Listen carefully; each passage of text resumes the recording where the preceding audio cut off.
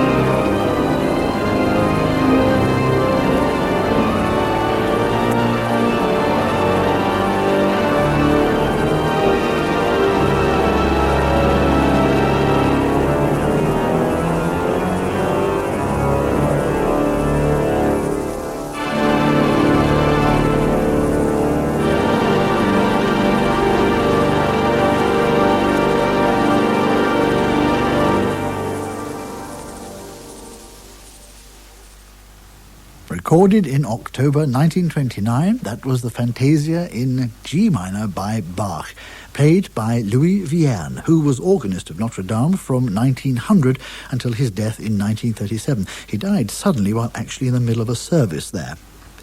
Derek Aylward is a regular correspondent to the programme and always provides a long and stimulating list of records by the vocal giants of the past he so reveres. This year's list includes suggestions for Martinelli, Marcella Sembrich, Alma Gluck, Joseph Schwartz and anything by Mette Seinemeyer. I've selected the aria O Lisbona from Donizetti's Don Sebastiano as recorded in 1906 by the Italian baritone Mattia Battistini, born in 1856.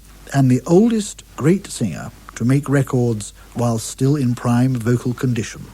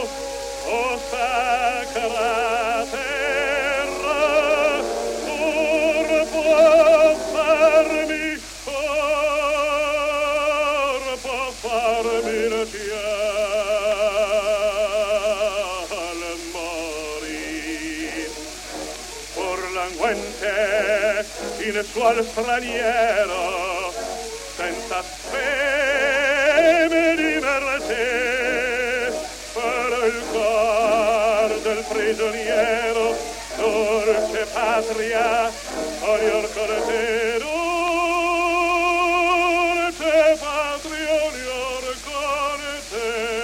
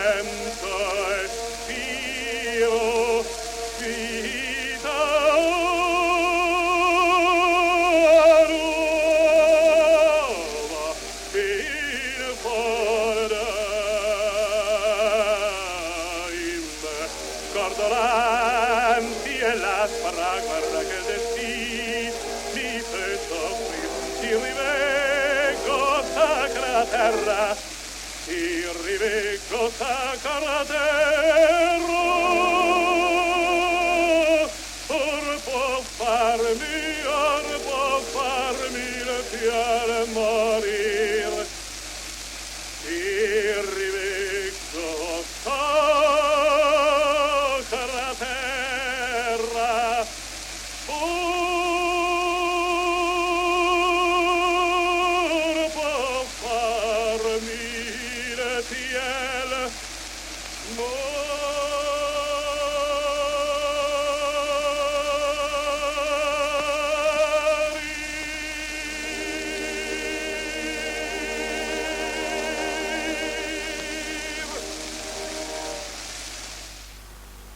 O Lisbona from Donizetti's Don Sebastiano, as sung by Mattia Battistini and orchestra on a G&T disc, included on a fascinating 2-CD collection of his complete early recordings on the Romophone label. Now, here's a little treasure I picked up in a junk shop years ago, a once popular salon encore by Liadov, the Music Box. It's played by Leopold Godowsky, credited as having one of the most perfect pianistic mechanisms in history, and certainly the perpetrator of some of the most ingenious and complex pieces ever written for the piano. But when I came to write his biography, I was intrigued to find that very few of his recordings betray anything of the fabulous, legendary virtuoso that so many of his peers admired. In fact, some of the playing is positively wooden. But this undemanding miniature is a charming pot boiler with an unusual addition.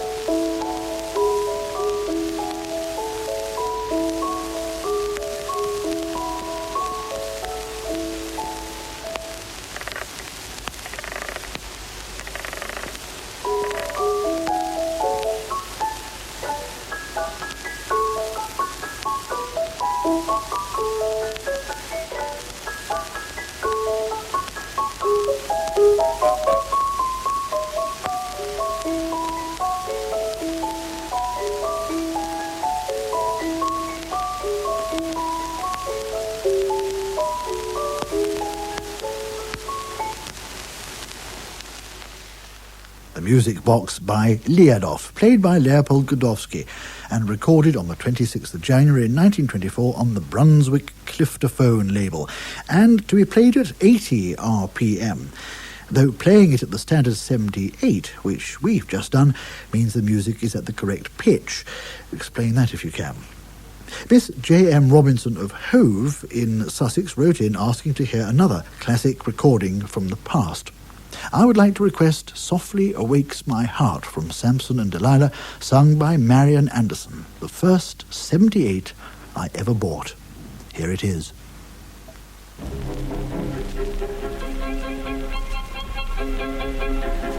Oh,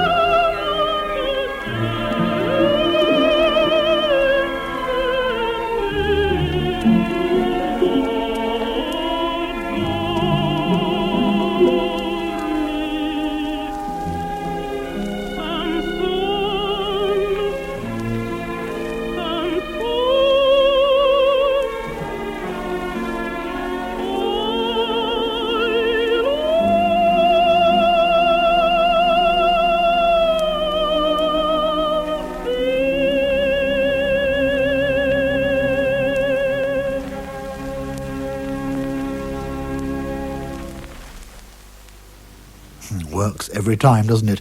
Recorded in 1930, Lawrence Collingwood was conducting the orchestra in Softly Awakes My Heart from Saint-Saëns' Samson and Delilah. The singer was Marian Anderson, the American contralto who died in April 1993 at the age of 91. It seems incredible now, but it was as late as 1955 that she made history by becoming the first black artist to be allowed to sing at the Metropolitan Opera House. From the familiar to the totally overlooked.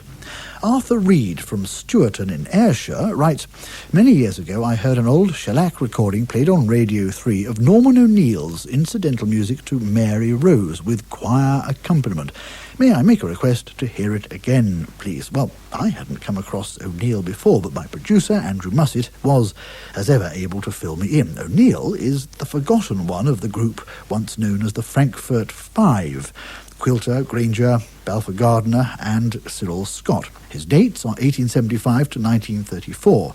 He died as the result of a street accident, and in fact many contemporary reference books are fulsome in their praise of his work, especially in the theatre. He raised the standard of incidental music in the country to new heights, and besides which wrote overtures, suites and other scores for the concert hall. Here is Call of the Island and Interlude from Mary Rose, the new Light Symphony Orchestra and Chorus, with an unnamed conductor, but who is possibly O'Neill himself.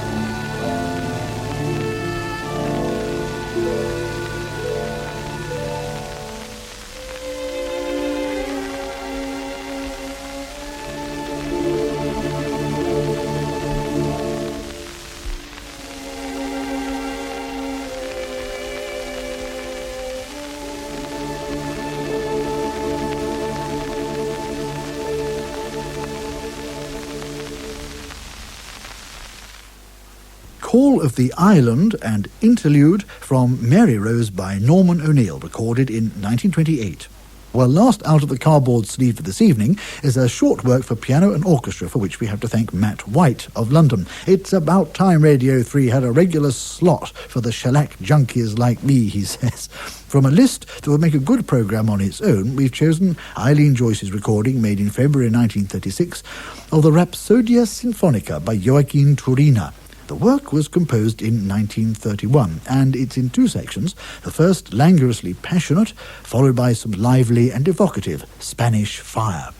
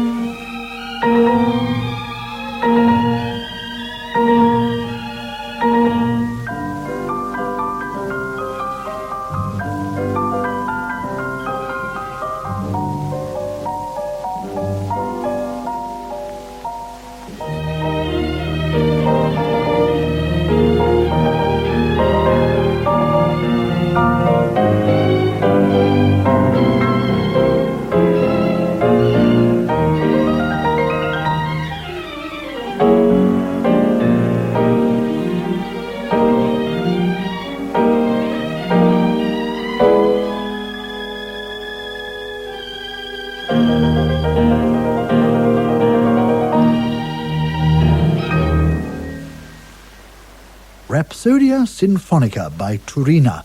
The soloist was Eileen Joyce, with an orchestra conducted by Clarence Raybould.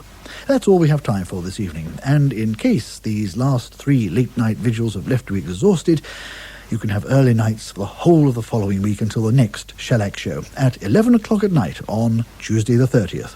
I hope that Elizabeth Schumann and Fritz Kreisler, among others, will make it worth the wait. Until then, from me, Jeremy Nicholas, good night.